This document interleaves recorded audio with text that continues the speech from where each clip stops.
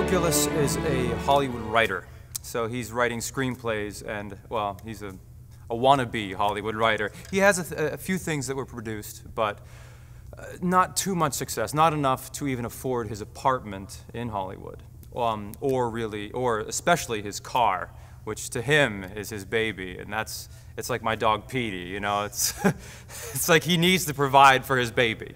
And his baby needs money, it needs the payments, and he can't afford it.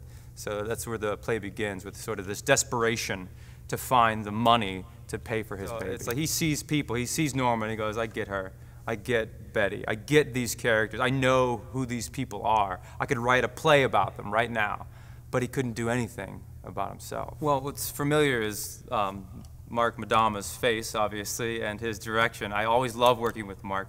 He takes such detail into the characters and their relationships, and it's always refreshing as an actor to get to work with a director that cares about talking about the relationships that the characters have. I couldn't be happier with the actresses that are playing the parts. For some reason, we have such a great chemistry. On the second day of rehearsal, we're sort of in performance mode already, and you don't get that ever. So I think that it's a really exciting experience here. Sure, I came out here to make my name, wanted my pool, my dose of fame, wanted my parking space at Warner's. But after a year, a one-room hell, a Murphy bed, a rancid smell, wallpaper peeling at the corners. Sunset Boulevard, twisting Boulevard. Well, she's bigger than life, which is scary for a lot of people. But she is fragile. And she brings out I think those memories of us who all feel fragile and scared of the world, or scared that we're going to make the wrong decision about something, and just wanting to reinvest. And I think they'll, because she's so complex, she's so simple, but yet she's so complex. So many layers are going on there. And she's comical in that way. And I think you find it rather sad. It's another complex thing, because Max is her servant. And you discover something about Max that I don't want to give away if anyone's never seen this before, which can be twisted a little bit, a little strange, a little odd. Joe walks into this insane household, this older people who are just out of their mind with that old period of time, not quite sure what to make of it all.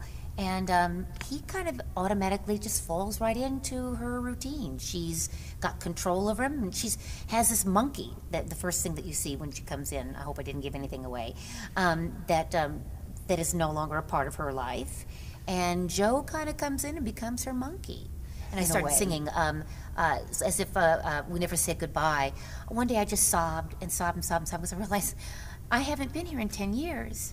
And I'm coming back. I feel like the grande dame. I'm much older now, and not playing all those perky little, funny little roles. I'm the grande dame who's come in, and it feels very familiar. In fact, I was laughing as I was going through the hall, saying, I don't know why I'm frightened. I know my way around here, but it's delicious. There is that other kind of layer there for Annie Morrison. The atmosphere as thrilling here as always. Feel the early morning madness. Feel the magic in the making. Why, everything's as if we never said goodbye. And I think what's so unique about the musical is because it's all sung.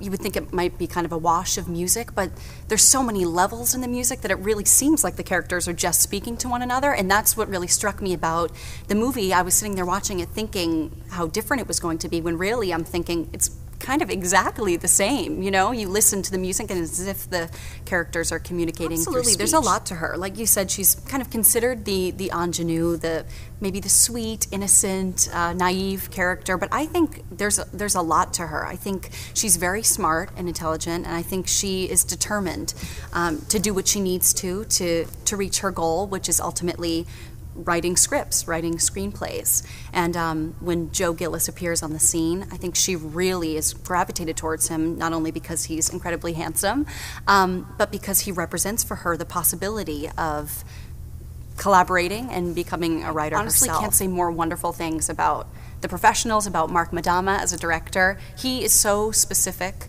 with characters. there's such depth to the characters that he kind of delves into. It's so much more than just skimming the surface that I find so rewarding and so wonderful, and you don't find that in many directors. And the guest artists are just, they're so incredibly talented, and I've never seen guest artists come in here so prepared. When I see your face, this is crazy.